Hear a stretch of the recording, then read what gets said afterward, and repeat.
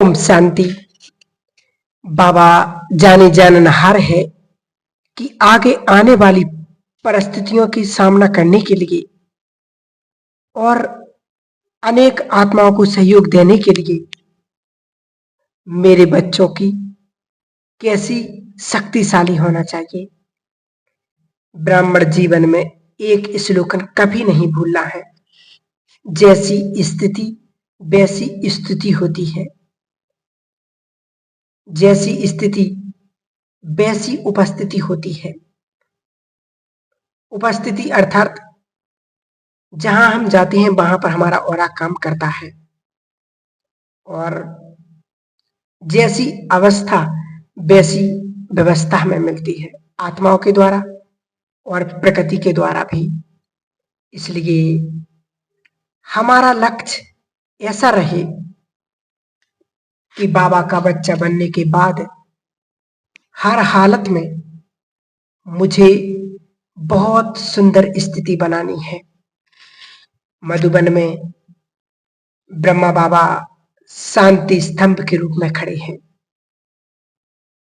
शांति स्तंभ हमें प्रेरणा देता है कि ब्रह्मा बाप समान ऐसी अचल अडोल स्थिति हमें बनाना है, क्योंकि मम्मा बाबा हमारे लिए रॉयल मॉडल है। तो ऐसी श्रेष्ठ स्थिति बनाने के लिए हमें सबसे पहले दृढ़ लक्ष्य रखना है कि मुझे स्थिति पावरफुल अचल अडोल बनाना ही है, चाहे कुछ भी हो जाए। क्योंकि जितनी दृढ़ता उतनी सफलता हमें मिलती है अपने लक्ष्य में।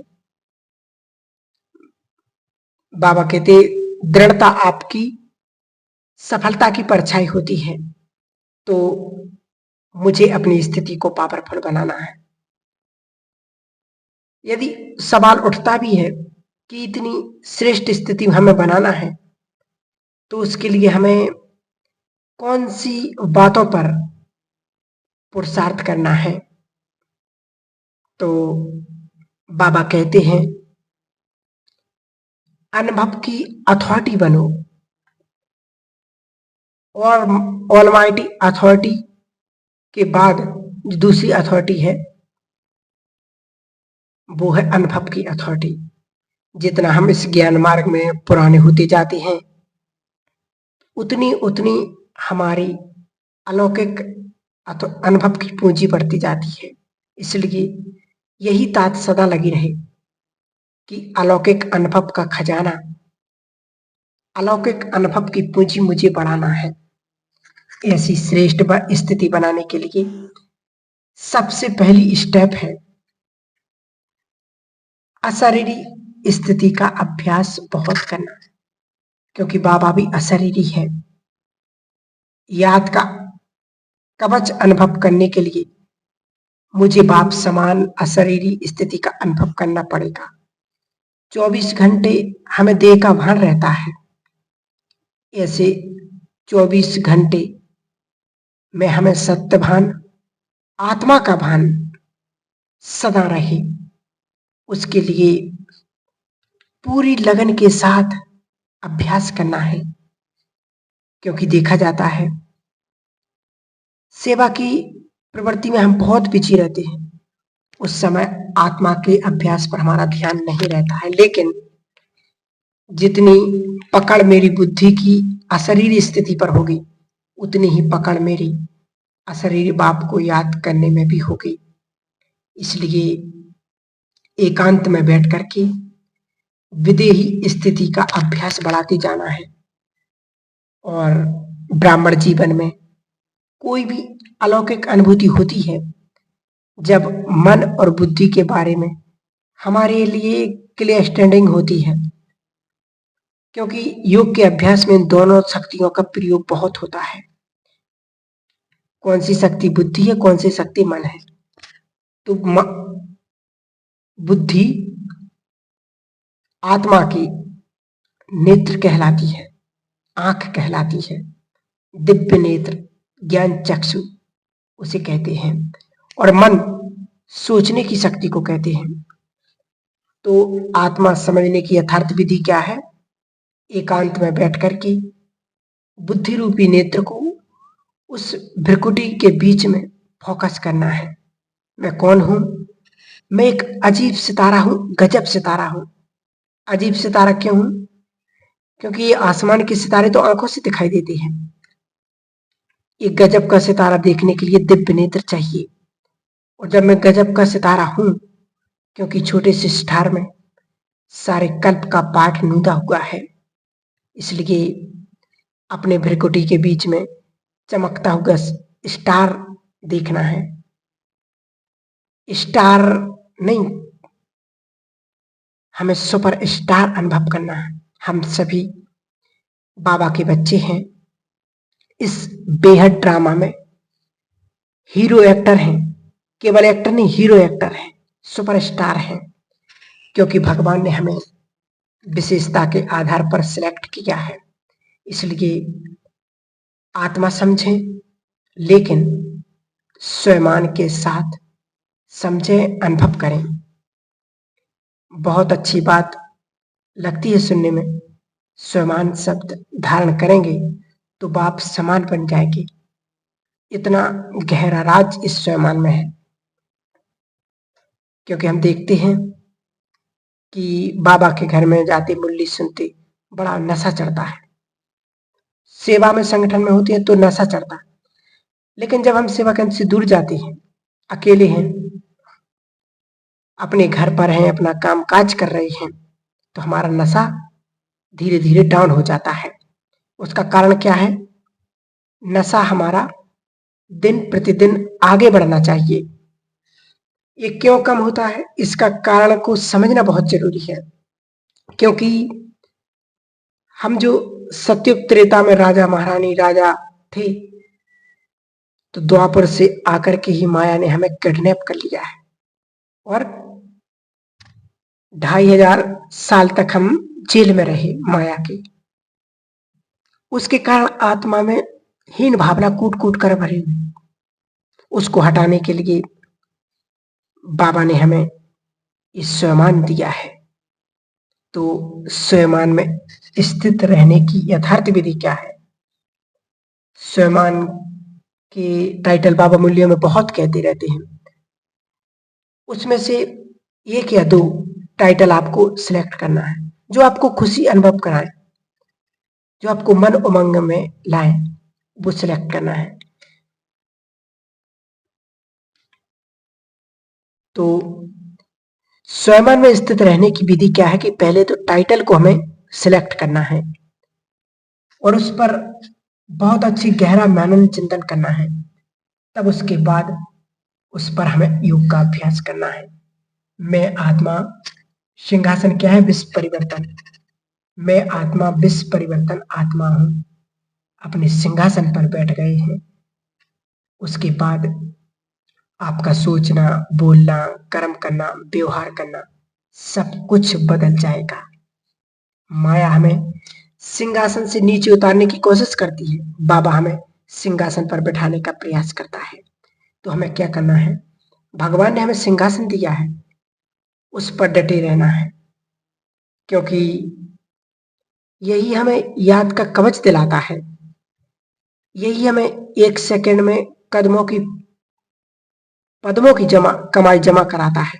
इसलिए स्वयं में जब हम स्थित हो जाती हैं, तो ईश्वरीय नशा विशेष अनुभव होने लगता है। इसलिए कहते हैं कि जितना हम ईश्वरीय नशे में नाचेंगे, उतना इस दुनिया से दूर होते जाएंगे। ये दुनिया किसकी है? माया की दुनिया है। हमारी दुनिया सत्युग में होगी, इसलिए हमें इस दुनिया से थोड़ा अलग होना पड़ेगा। कई सोचते हैं ये दुनिया, ये महफिल मेरे काम की नहीं। वास्तव में काम की नहीं है, ये पराई दुनिया है। यहाँ बाबा कहते सारे मरे पड़े हैं, आत्मा का ज्ञान ही नहीं है उनको। ब्रह्मा बाबा हमेशा इस संस्था को न्यारा अनुभव करते थे। तो पाठ निभाना है, सेवा करना है, लेकिन कमल फूल समान यहां से हमें न्यारे रहना है, बुद्धि के द्वारा न्यारे रहना है। लेकिन शर्त यह है, जितना देह से न्यारा उतना बाबा का प्यारा। अब देह की कंपनी चाहिए, बॉडी की कंपनी चाहिए या गॉड की कंपनी चाहिए, वो चॉइस आपकी है। मेरे पास चॉइस है, तो मुझे तो गॉड की ही कंपनी चाहिए, पसंद है, क्योंकि बॉडी ने तो हमें कौड़ी बना दिया है और गॉड की कंपनी हमें सच्चा हीरा बना रही है। इसलिए काम करते हुए, काम काज संभालते हुए गुप्ती गुप्त हमें अशरीरी स्थिति का अभ्यास करना है। बस यही तपस्या है। जानकी दादी जी तो संतोष दीदी जो बॉम्बे वाली उनके साथ रहती थी, तो दादी जी कारोबार करते भी एकांत में बैठती थी। तो एक बार दीदी ने दादी से पूछा कि आप अकेले में बैठ कर के क्या करती हैं? तो दादी ने कहा कि मैं अपने को अकेले में बैठ कर के कूटती हूँ, आत्मा का अभ्यास करती हूँ, रट रट के अभ्यास करती हूँ, क्योंकि आत्मा समझने से ही याद का कवच हमें प्राप्त होता है। क्योंकि हमारे और बाबा के बीच में एक छोटी सी दीवार है, वो है देह अभिमान की। इस दीवार को हटा देते हैं तो हम बाबा के साथ कंबाइंड हो जाते हैं। इसलिए सारे दिन भर कुछ ना कुछ अलग अलग युक्तियों को बना करके हमें आत्मा का पाठ पक्का करना है। इस शरीर रूपी चमड़ी के ऊपर मैं आत्मा चमक रही हूं। इस शरीर रूपी चेतन दीपक में मैं आत्मा रूपी ज्योति हूं। इस शरीर रूपी कुटिया में मैं तपस्या कर रही हूं। इस शरीर रूपी बॉक्स में मैं आत्मा हीरा विराजमान हूं। इसलिए तो कहते हैं कि जब समझते हैं आत्मा तो पापों का होता है खात्मा। इसलिए वर्तमान समय के लिए हमें शक्तियों का स्टॉक करना बहुत जरूरी है। तो ये तीनों काम करने के लिए हमें शक्तिशाली कवच अनुभव करना है। अभी स्वयं का हाथ पकड़ने के साथ हमें भगवान का साथ भी मिला है, और भगवान का साथ मिलने के बाद भी असीम आनंद की अनुभूति हमें होती है।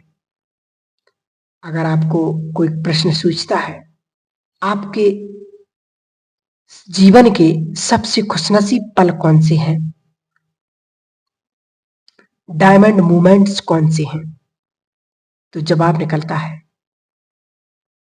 जब मैं आत्मा परम धाम में भगवान के साथ अनुभव करती हूं, तो ये मोमेंट मेरे जीवन के सबसे श्रेष्ठ मोमेंट होते हैं। तो हमें बाबा के संग में बैठकर के आत्मा का अभ्यास करना है। बाबा का हाथ और बाबा का साथ हमें अनुभव करना है, तो याद का कवच हमें अनुभव होता है। सारे कल्प में ये मौका हमें नहीं मिलता। तो ऐसे श्रेष्ठ पल मेरे जीवन के जास्ती से जास्ती हो, लेकिन बाबा का साथ कब मिलता है? जब बाबा से हमारा अटूट प्यार होता है। ये प्यार ही एक ऐसी जादुई शक्ति है, चुंबकीय शक्ति है, जो हमारे और बाबा की हजारों मीलों की दूरी, उस दूरी को समाप्त करके हम एकदम आमने सामने मुलाकात करते हैं, कंबाइंड स्थिति का अनुभव करते हैं। तो इसलिए बाबा के प्रति हमारा दिल का प्यार बहुत गहरा रहना चाहिए। आप कहेंगे कि हमारा तो बाबा से गहरा प्यार है, इसलिए तो हम बाबा के बने हैं। लेकिन आप गहराई में जाकर के चेक करेंगे अपने आप को कि हमारा प्यार इधर उधर कई स्थानों पर, कई चीजों पर बटा हुआ है। थोड़ा बहुत बाबा से हमने जरूर जुड़ा है, यहाँ वहां भी बटा हुआ है, तो उसे हमें बटोरना है और एक बाबा में हमें जोड़ना है। कैसे पता चलेगा? कि हमारा प्यार बटा हुआ है, उसकी सूक्ष्म निशानी है। जहां मेरी बुद्धि बार बार जाती है, कोई व्यक्ति है, कोई वैभव है, समझ लो वहां मेरा प्यार थोड़ा सा जुड़ा हुआ है। बाबा ने कहा ये वैभव वस्तु अनुभव करना जरूर है, यूज जरूर करना है, लेकिन सबके साथ प्यार के साथ रहना है, रिश्ते नाते निभाने हैं। लेकिन जिगरी प्यार, दिल का सच्चा प्यार बस एक उस बाप पर होना चाहिए, क्योंकि जैसा प्यार वैसी तार हमारे साथ बाबा की जुड़ जाती है। जितना प्यार बाबा से उतनी देर तक तार जुड़ी रहती है, तो बहुत प्यारी चीज होती है, बहुत हमारी आंखों में बसती है, हमारे दिल में समाई रहती है। अगर बाबा का प्यार है तो बाबा सदा मेरे नैनों में समाया रहता है। बाबा के बिना मुझे कुछ भी नजर ना आए, वो हमारे सामने उदाहरण हो जाते हैं। यही समय की मांग है, यही समय की पुकार है, क्योंकि समय की गति अब बहुत तेज होती जा रही है। बाबा ने कहा ये कलयुग अपनी चरम सीमा पर है। अगर इससे बचना है, इसकी चपेट से बचना है, तो हमें ये करना बहुत बहुत जरूरी है, नहीं तो हम बहुत पीछे चले जाएंगे और माया हमें जकड़ लेगी। ओम शांति।